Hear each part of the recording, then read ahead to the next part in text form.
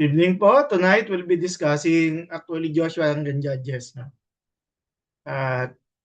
So this will be a two-part series for tonight. We'll begin with the book of Joshua at saka Judges po.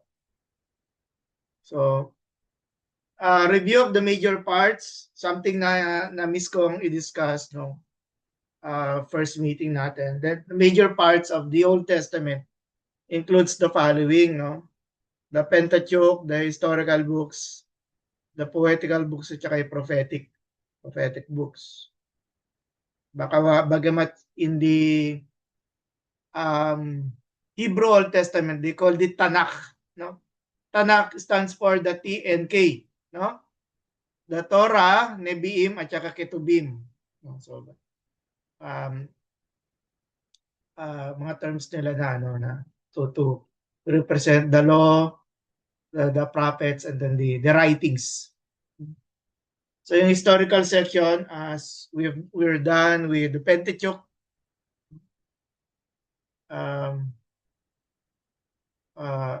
as follows po, Joshua hanggang the book of Esther before it turns to the book of Job, which is the writing section, or we say the poetical books. At ito po ang mga major historical periods para magkaroon po tayo ng idea that after the Exodus, we could see na ito po yung yung idea from the conquest, which is the yung topic natin for tonight, beginning with the book of Joshua hanggang sa Ezra, Nehemiah, Esther, na 3 books po yun within the post-exilic. Although yung Esther somehow nasa realm pa rin ito ng exilic period, pero consider the arrangement. So when we talk about writing history, o yung pagsulat po no ng kasaysayan, that all historical writing is selective.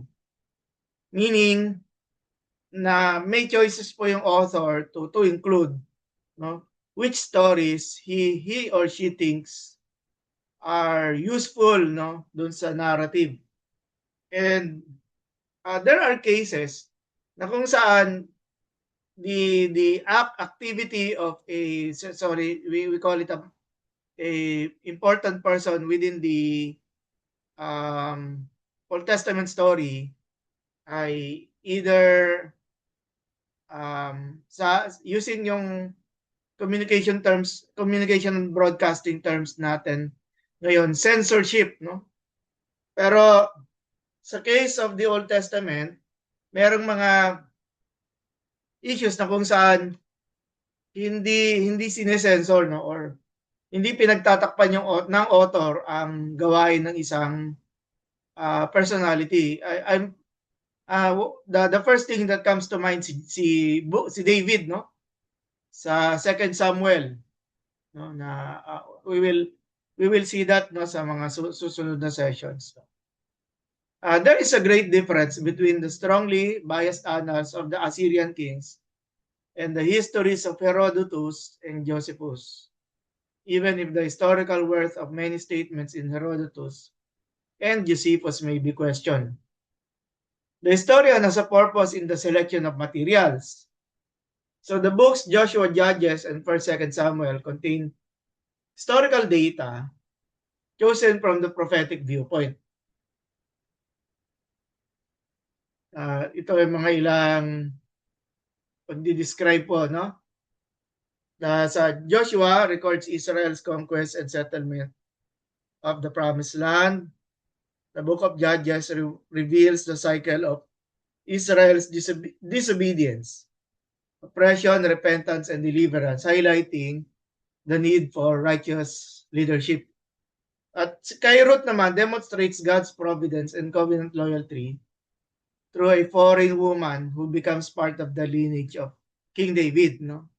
Si Ruth po ay Moabita, pero naging ancestor siya, no? Ni David. So let's turn into the book of Joshua. The book of Joshua was written to show the surpassing value of obedience. Okay. Before we move over, naalala natin how in the wilderness, the generation na lumabas po from Egypt, no, died in the wilderness except for Caleb and Joshua. No? So if the Israelites in the wilderness show unfaithfulness, ito namang generation na to na kasama ni Joshua sa pakikipaglaban, they show naman yung yung mataas na level of obedience kay Yahweh. Although there are a few examples of disobedience, kagaya ng kay Achan, in general, the book of Joshua is interested in portraying times when Israel was faithful and obedient to God, God's call. For example, there are far fewer contrasts between obedience and disobedience. In Joshua, na yung mga narratives of obedience or narratives that reflect the obedience of the people in contrast dun sa first at saka second Kings. Na sad to say, punong-puno ng disobedience. But the book of Joshua takes up where Deuteronomy left off. The Israelites were encamped in the plains of Moab, awaiting the Lord's command to go over and possess Canaan, which is separated by the Jordan River. Moses, who had led them thus far, was not to enter the land. God had instructed Moses to turn over the leadership to Joshua. And again, before the death of Moses sa 31, verse 23 sa Deuteronomy. Joshua 1 verse 9 begins, and Joshua the son of Nun was full of the spirit of wisdom, for Moses had laid his hands upon him, so the people obeyed him and did as the Lord had commanded. Three main parts, although yung third part is forms as a conclusion to the book na attached dun sa second part, no? So first 12 chapters, Israel conquers the land, and then the next 12, if you include 22 tsaka 24, Israel divides the land, no, for the yung territories that were allotted to the different tribes. Let's talk about the narrative flow. The Israelites stood at the edge of Canaan, on the verge of claiming the promise God had made to Abraham centuries earlier, no? At kung babalikan natin Genesis 12, ang tinutukoy doon na promise, yung pong lugar na pinuntahan ni Abraham na ipinangako ni Yahweh pagkatapos niyang lisanin ang kanyang bayan. No? At the task ahead was both exciting and sobering. Crossing the Jordan and conquering the land posed a serious challenge. Bakit? Kasi meron ng established na nation sa loob ng territories na to ng Canaan. So which means makita natin yung the necessity of warfare. Israel would have to drive out the strong people who live in Canaan's well-fortified cities. Idagdag mo pa dito yung construction of walls, no? Yung paglalagay ng mga pader. At ang mga Israelites yung nasa labas, no? Sila yung mga nasa labas ng pader. Sila yung nangangailangan na manglusob, no? And then Israelites stood at the end of one era and the beginning of another. Si Moses, Israel's great leader, had died and Joshua had assumed leadership. This role carried great responsibility, and many probably wondered if Joshua had the necessary skills to complete the job that Moses had begun. Kaya nga very important yung role dun sa chapter 1, na kung saan ini-strengthen ni Yahweh, no, si si Joshua, telling him that be strong and courageous, di ba? And so this is an aerial view of ang pangalan nitong mound, malaking mound na to is Tel El Sultan, the site of the ancient city of Jericho. It was the first city Joshua conquered after the Israelites entered the promised land. If you look at yun sa detail do sa bandang kanan, no? Kanang baba, makita natin yung detail ng isang maliit na kotse, no? Gaano ka laki, no? Itong lugar na ito na there was once na may pader, no? Na mga nakatayo, mga nakapaligid dito, at ito ay binigay ng Diyos kay Joshua. The book of Joshua describes how the Israelites faced Canaan's challenge. They conquered the land and divided it among the tribes. They succeeded partly because of Joshua's strong leadership. We should not set that aside, no? Nung lumabas ang Israelites sa pangunguna ni Moses, Joshua was already there assisting. And so we could say Christian terms, discipleship. So si Moses was already preparing Joshua for the change of leadership that is needed para to represent the next generation of leaders. Like Joshua, we too can trust the Lord to help us accomplish His purpose. At kaya sa ating mga manggagawa, mga naglilingkod, pastor, o deacon or elder ka man, napakahalaga sa atin, no? Pagkilala ng tawag ng Diyos, yung maliwanag na tawag ng Diyos para sa atin, kasi yun yung pinagmumula ng lakas. At si Joshua, naniniwala ako, yun ang pinagbabasihan ni Joshua ng kanyang tapang at yung tagumpay na binibigay ng Diyos sa kanya. So who is this Joshua, no? Yung the lead actor na nagre-represent sa aklat na to, no? His name first appears in Exodus 17, where he led Israel's army to victory over the Amalekites. There was already armed confrontation na makikita natin sa Book of Exodus na pinangunahan nga po ni Joshua. We also find him, referring to Joshua, at the foot of Mount Sinai as Moses received the law. And so he was the companion near the tent of meeting as Moses met with God face to face. The Lord used Moses to prepare Joshua to lead Israel. Again, going back to the story of the book of Exodus, yung training na nakuha ni Moses was the training from the Egyptians. So when he was adopted by the Pharaoh's daughter, at he was educated with the ancient education of the Egyptians. At naging very useful yon sa administration, sa gift of administration ni Moses in leading the huge nation of Israel.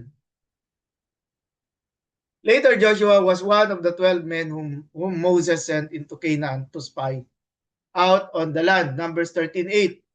No? Joshua, along with Caleb, urged the people to take the land by faith. So if there were 2, there were 10 na nag-discourage. No? But the majority's body report prevailed. No? Yung 10 spies na sinabi nila ay hindi natin kakayanin at yun yung pinaniwalaan ng mga tao. Anong naging resulta? Nagpaikot-ikot sila sa territory ng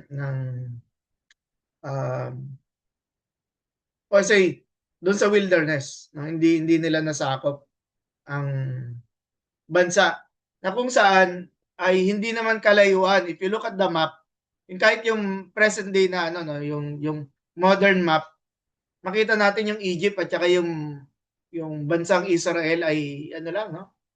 Magkapit-bahay lang. Pero because of the fear and the lack of faith ng Israelites na pinakinggan nila yung 10, no? Ay hindi naging hindi na naig, hindi nagtagumpay ang vision, no?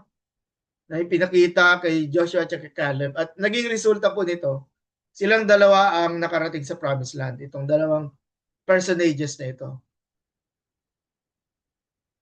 The Lord spared Joshua and Caleb because of their faith. After bringing the people to the edge of the Jordan, Moses died. Joshua then led the people into the land. At in the book of Judges, isa nga po sa binibigyan doon ng pagpugay, no? Si Caleb, yung lupa na na inilalaan para sa kanya. So this is a map, no? Galing ito dun sa Encountering the Old Testament. Ni Bayer at saka ni limutan ko pangalan sa author. Anyway. Nakikita natin on the right side yung Jericho. No po. Na merong, of course, yung Jordan River ay ang nagsiseparate dun sa right side ng Israel with the west, no? Western portion. The book of Joshua contains 2 major sections. Chapters 1 to 12 describe Israel's conquest of the land. Teka lang po, ayusin ko lang to.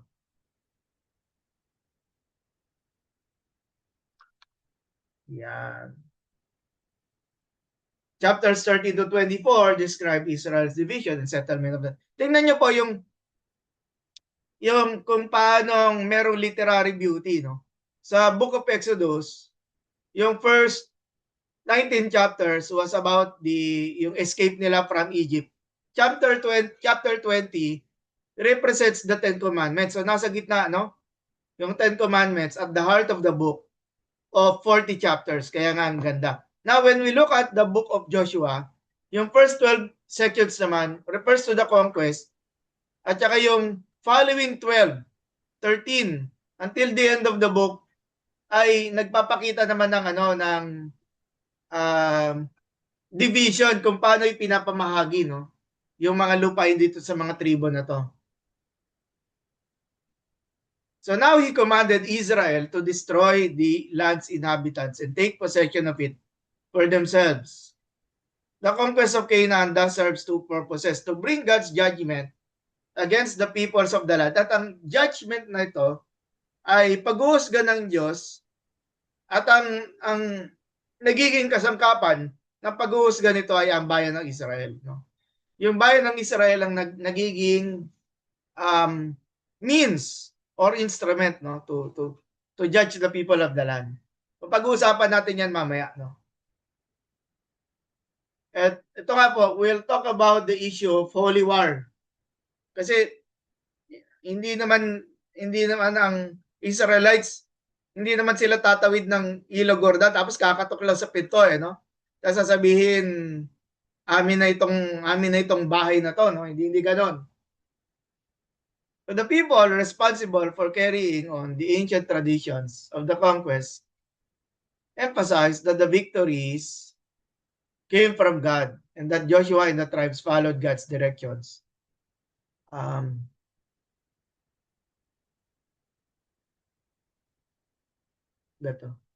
Carefully and always dedicated their military victories as a sacrifice to God in thanksgiving for His aid.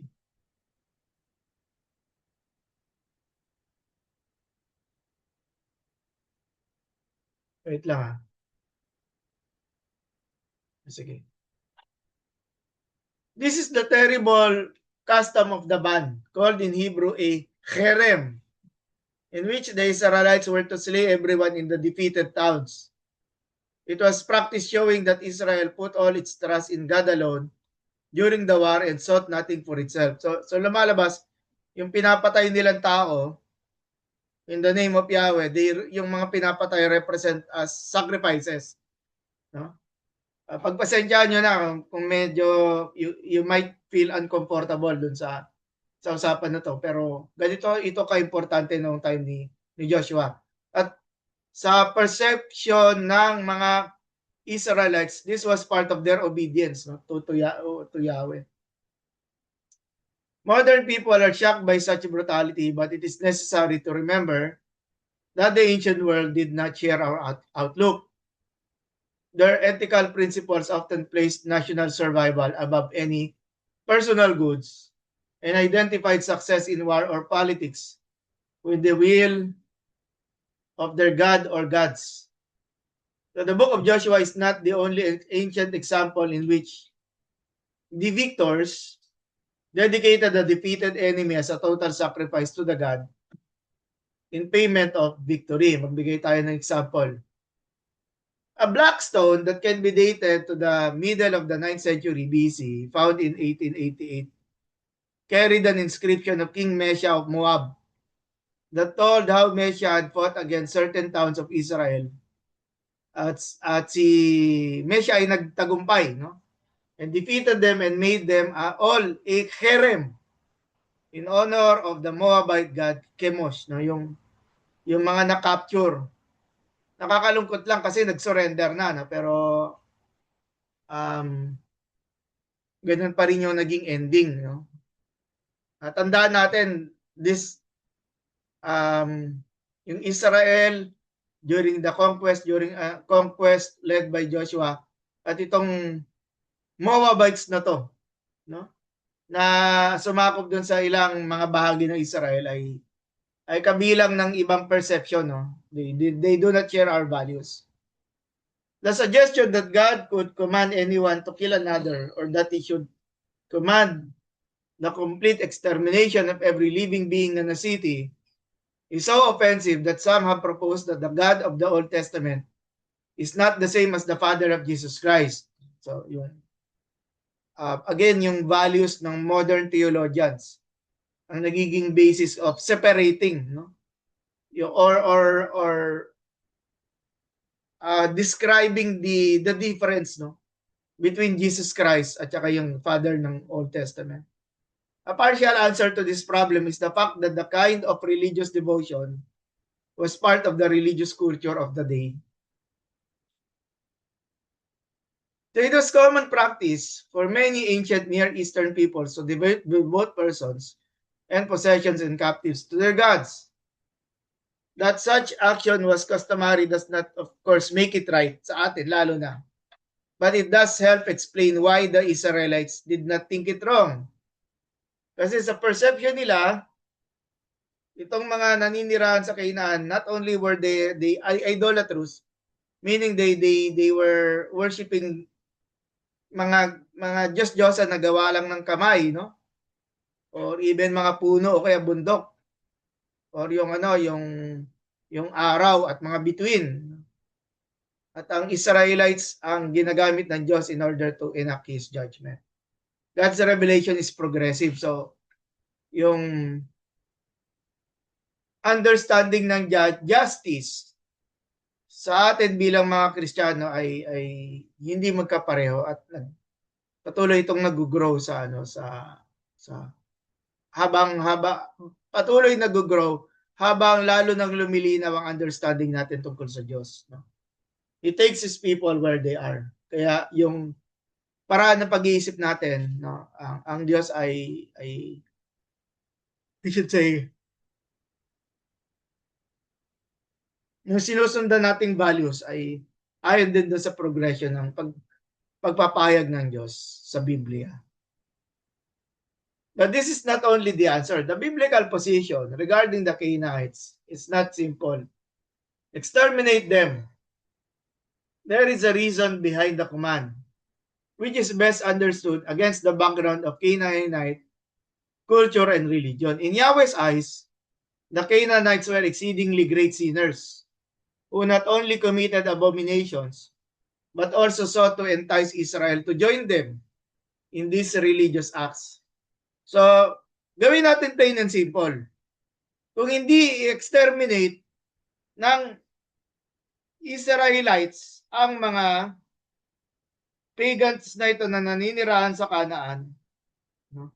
Kung manatili silang buhay, magiging result sila sa temptation ng Israelites na ang Israelites ay madamay, mahawa sa hindi lang sa pagsamba sa Diyos-Diyosan, kung hindi doon sa uri ng pamumuhay na kanilang sinasagawa na very tempting, no, para sa mga Israelites na iniligtas ni Yahweh na pinalaya niya mula Egypt.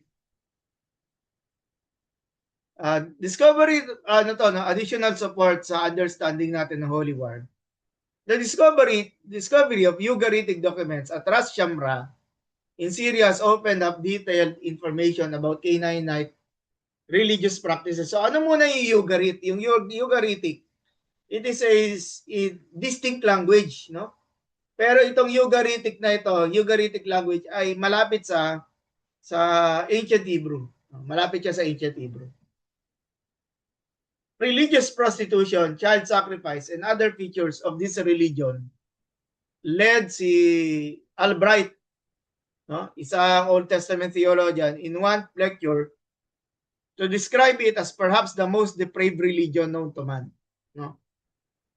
Kung babalikan natin Genesis yung yung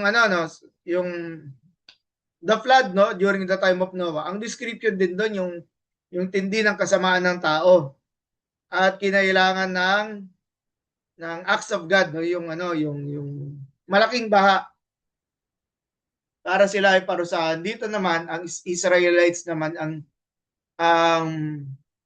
nagiging kasangkapan ng Diyos para parusahan itong mga Canaanites na to.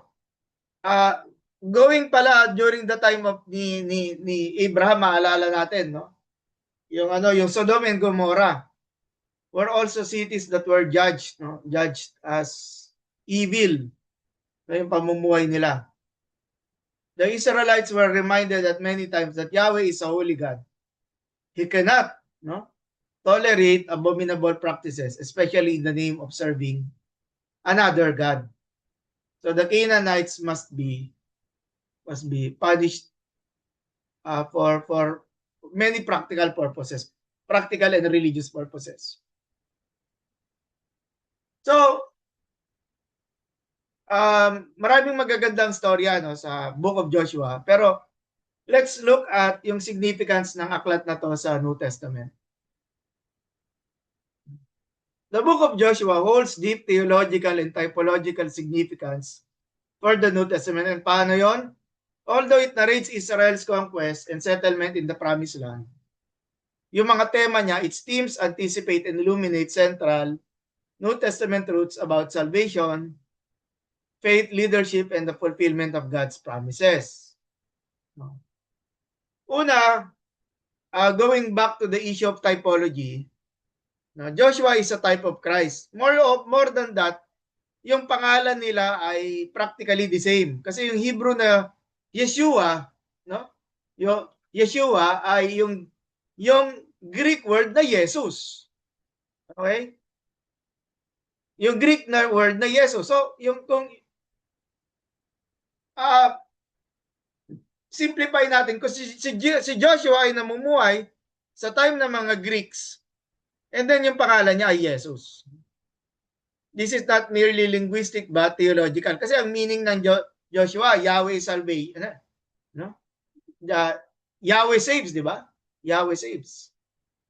This is not merely linguistic but theological, symbolizing rest and inheritance which Jesus leads believers into eternal salvation and spiritual rest. The New Testament explicitly reflects on this yung typology na yon sa Book of Hebrews, wherein the author of Hebrews is fond of showing correspondences between the Old Testament and the New, where it says that Joshua did not give the ultimate rest. Kasi lahat sila mga nandun ay namatay, kasama nga si David, no, na hari ay namatay din. Pointing to a greater fulfillment in Christ, yung sinasabing eternal rest. Joshua functions as a shadow, while Jesus is the substance. Just as Joshua completed the mission, Moses could not bring the people or bringing the people into the land. No? Jesus accomplishes what the law could not, bringing believers into true salvation. So within the New Testament, yung comparison pa rin what or the limitations of what Moses can do and the unlimited power na meron kay Jesus.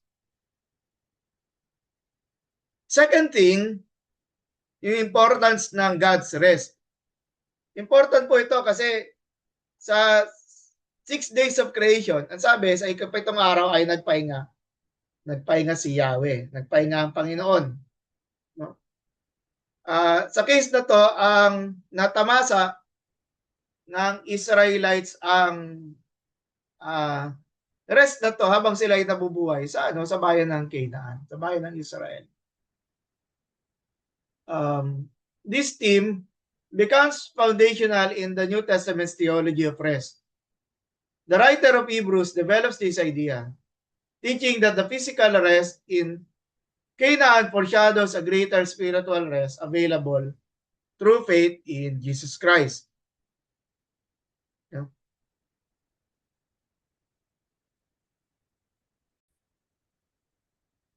So,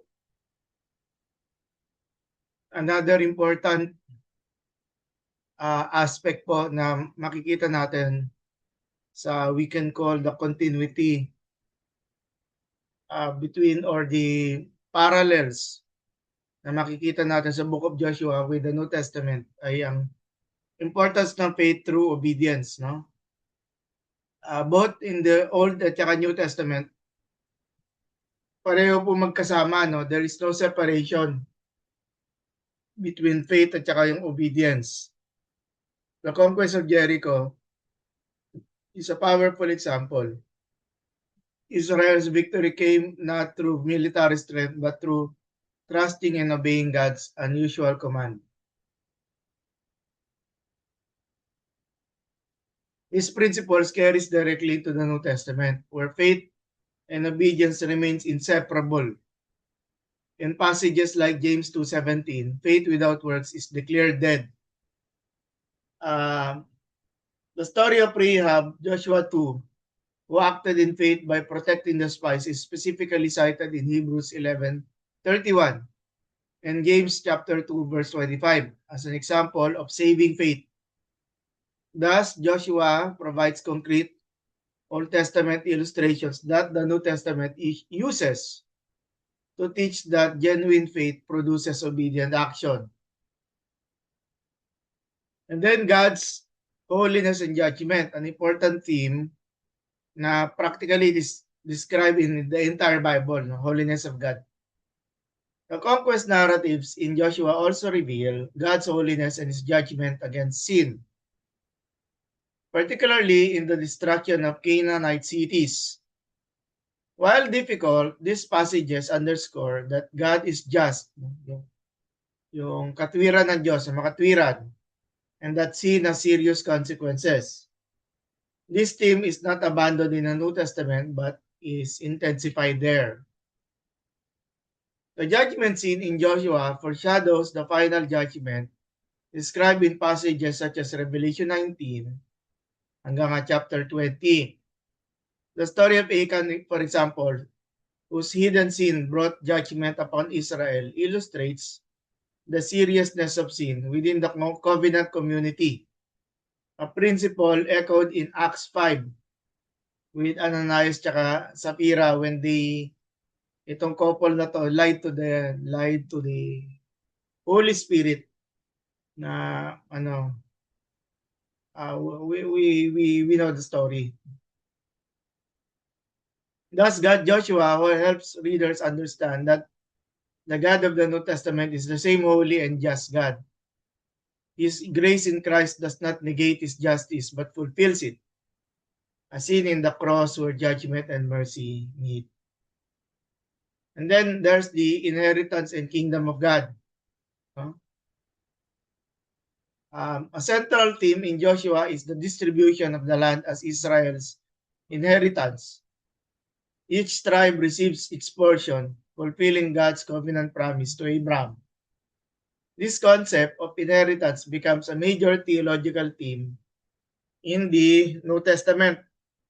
At seemingly, naalala ko dito yung sinabi ni Jesus sa Olivet Discourse that He's preparing a home, no, for the disciples, no, for each one of them. And then believers are described as heirs of God and co-heirs with Christ, Romans 8. And their inheritance is not earthly land, but an eternal kingdom. The promised land in Joshua serves as a type of foreshadowing of this greater inheritance, yung kaligtasan, It points forward to the new heavens and the new earth where God's people will dwell eternally.